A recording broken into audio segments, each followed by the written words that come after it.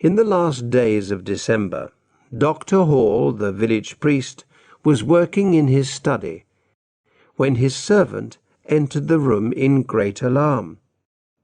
"Oh, Dr. Hall, sir," she cried, "what do you think? The poor squire's dead." "What? Squire Bowles? What are you saying, woman?" replied the priest. "I saw him only yesterday." "Yes, sir, I know," said the servant, "but it's true. Mr. Wickham, the clerk, has just brought the news on his way to ring the church bell. You'll hear it yourself in a moment. Listen, there it is." And sure enough, the bell then began to ring, long and slow, telling the people of the village that someone had died. Dr. Hall stood up. "This is terrible," he said. "I must go up to the hall at once. The squire was so much better yesterday. It seems so sudden." "Yes, sir," agreed the servant. "Mr. Wickham said that the poor squire was taken ill very suddenly with a terrible pain. He died very quickly, and Wickham said that they want him buried quickly too." "Yes, yes. Well, I must ask Mrs. Bowles herself, or Mr. Joseph," said the priest. "Bring me my coat and hat, please. Oh, and tell Mr. Wickham that I would like to see him when he has finished ringing the bell." And he hurried off to the hall. When he returned an hour later, he found the clerk waiting for him. "There's a lot of work for you to do, Wickham," he said, "and not much time to do it." "Yes, sir," said Wickham. "You'll want the family tomb opened, of course." "No, no, not at all," replied Dr. Hall. "The poor squire said before he died that he did not want to be buried in the family tomb. It is to be an earth grave in the churchyard." "Excuse me, sir," said Wickham, very surprised. "Do I understand you right? No tomb, you said, and just an earth grave? The poor squire was too ill to know what he was saying, surely." "Yes, Wickham, it seems strange to me, too," said the priest. "But Mr. Joseph tells me that his father, or I should say his stepfather, made his wishes very clear when he was in good health. Clean earth and open air. You know, of course, the squire had some strange ideas, though he never told me of this one. Oh, and there's another thing, Wickham. No coffin." Oh, dear," said Wickham. "There'll be some talk about that. And I know that old Mr. Wright has some lovely wood for the squire's coffin. He's kept it for him for years." "Well," said Dr. Hall, "those are the squire's wishes, so I'm told, so that's what we must do. You must get the grave dug and everything ready by 10 o'clock tomorrow night. Tell Wright that we shall need some lights." "Very well, sir. If those are the orders, I must do my best," said Wickham. "Shall I send the women from the village to prepare the body?" "No, Wickham, that was not mentioned," said the priest. "No doubt Mr. Joseph will send for them if he wants them. You have enough work to do without that. Good night, Wickham." He paused. "I was just writing out the year's burials in the church records. I didn't think that I'd have to add Squire Bowles' name to them." The squire's burial took place as planned. All the villagers and a few neighbours were present, and the squire's stepson Joseph walked behind the body as it was carried to the churchyard. In those days nobody expected the squire's wife to come to the burial. The squire had no family except his wife and stepson, and he had left everything to his wife. But what was everything? The land, House, furniture, pictures, and silver were all there, but no money was found. This was very strange. Squire Bowles was quite a rich man.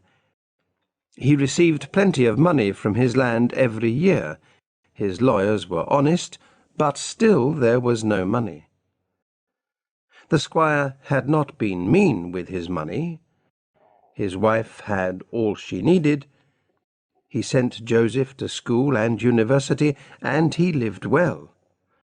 But still he earned more money than he spent. Where was it? Mrs. Bowles and her son searched the house and grounds several times, but found no money.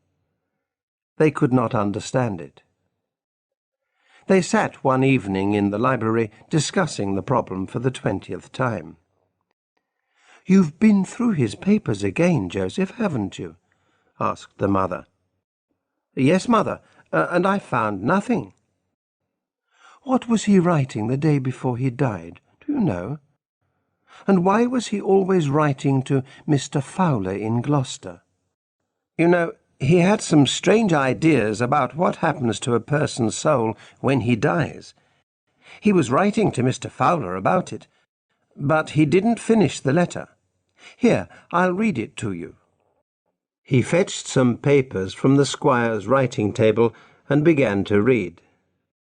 "My dear friend, you will be interested to hear about my latest studies, though I am not sure how accurate they are. One writer says that for a time after death, a man's soul stays close to the places he knew during life, so close, in fact, that he can be called to speak to the living. Indeed, he must come if he is called with the right words. And these words are given in an experiment in Dr. Moore's book, which I have copied out for you. But when the soul has come and has opened its mouth to speak, the caller may see and hear more than he wishes, which is usually to know where the dead man has hidden his money." Joseph stopped reading, and there was silence for a moment. Then his mother said, "There was no more than that?" "No, mother, nothing." "And have you met this Mr. Fowler?" "Yes, he came to speak once or twice at Oxford." "Well," said the mother, "as he was a friend of the squire, I think you should write to him and tell him what has happened. You will know what to say, and the letter is for him after all." "You're right, mother," replied Joseph. "I'll write to him at once." And he wrote that same evening. In time, a letter came back from Gloucester, and with it a large packet. And there were more evening talks in the library at the hall. At the end of one evening, the mother said, "Well, if you are sure, do it tonight. Go round by the fields where no one will see you. Oh, and here's a cloth you can use." "What cloth is it, mother?" asked Joseph. "Just a cloth," was the answer. Joseph went out by the garden door, and his mother stood in the doorway thinking, with her hand over her mouth. Then she said quietly, "It was the cloth to cover his face. Oh, I wish I had not been so hurried." The night was very dark, and a strong wind blew loud over the black fields, loud enough to drown all sounds of calling or answering, if anyone did call or answer. Next morning, Joseph's mother hurried to his bedroom. "Give me the cloth," she said.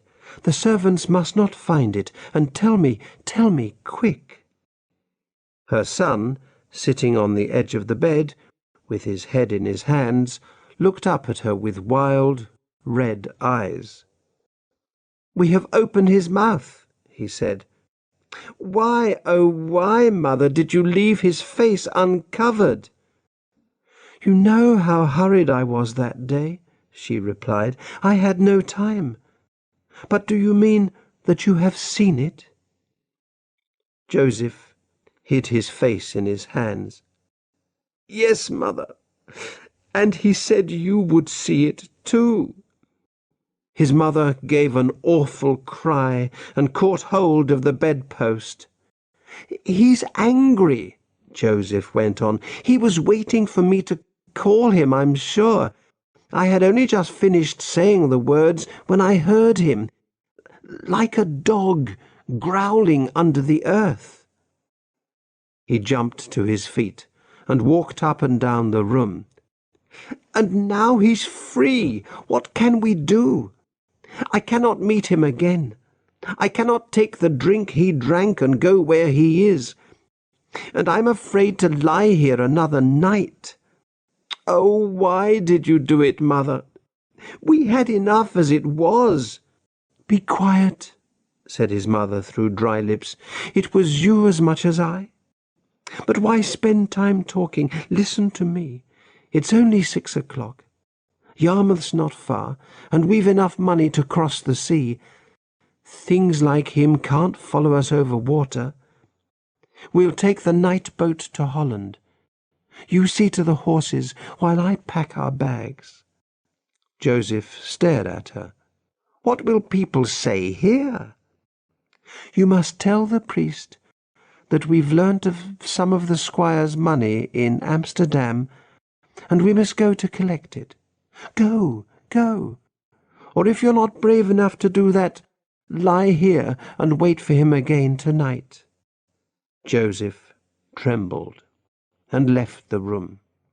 That evening after dark, a boatman entered an inn at Yarmouth where a man and a woman were waiting, with their bags on the floor beside them.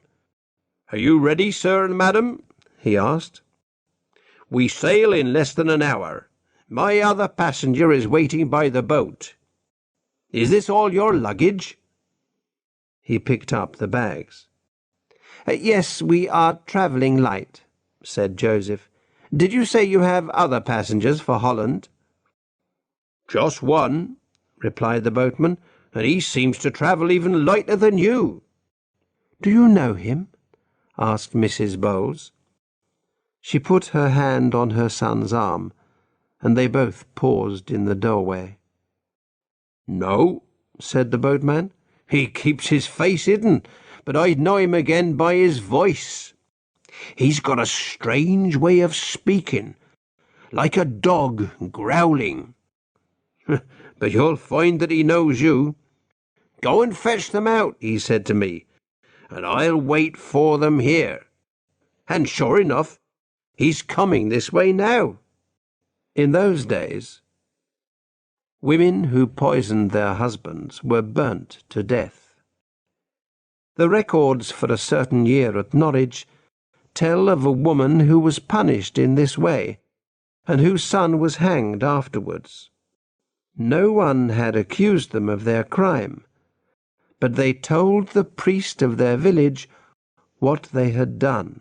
The name of the village must remain secret, because people say there is money still hidden there. Dr. Moore's book of experiments is now in the University Library at Cambridge, and on page 144 this is written: "This experiment has often proved true. To find out gold hidden in the ground, robbery, murder, or any other thing, go to the grave of a dead man, call his name 3 times, and say, 'I call on you to leave the darkness and to come to me this night, and tell me truly where the gold lies hidden.' Then take some earth from the dead man's grave, and tie it in a clean cloth, and sleep with it under your right ear. And wherever you lie or sleep, that night he will come and tell you truly, waking or sleeping."